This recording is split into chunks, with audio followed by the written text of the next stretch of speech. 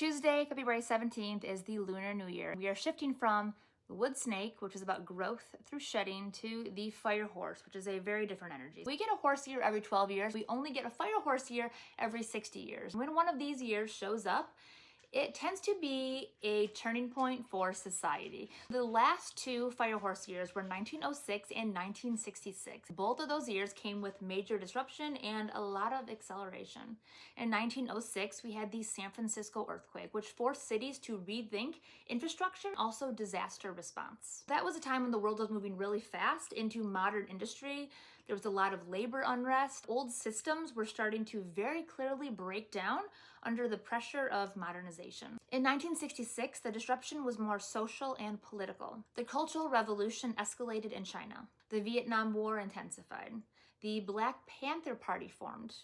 Youth counterculture surged. Institutions were losing moral authority. Television was shaping how people experienced reality in real time. Different events and different years, very similar patterns to what we are currently experiencing. When it comes to fire horse years, it seems to be that things speed up, identities harden, old structures get challenged. Systems like astrology become really useful when we layer the patterns together. So I'm going to add on another one, and that is the Saturn-Neptune conjunction.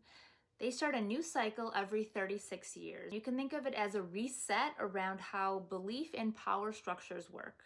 These two planets are forming a conjunction February 20th at 0 degrees of Aries. The last Saturn-Neptune conjunction happened in 1989. That also lined up with a snake to horse transition year. Looking back to 1989 to 1990, that's when the Berlin Wall fell. There was a collapse around outdated ideologies. Global power structures were having to reorganize really fast. When we have a fire horse plus a new Neptune-Saturn cycle, plus Pluto in Aquarius, plus 2027 right around the corner, plus fourth turning, plus a bunch of other cycles, we can see that this is a extremely significant period. When it comes to extremely significant periods, it's ultimately about being able to stay connected and keep your eye on a larger vision. When there's chaos, there is potential for tremendous change. Remember that.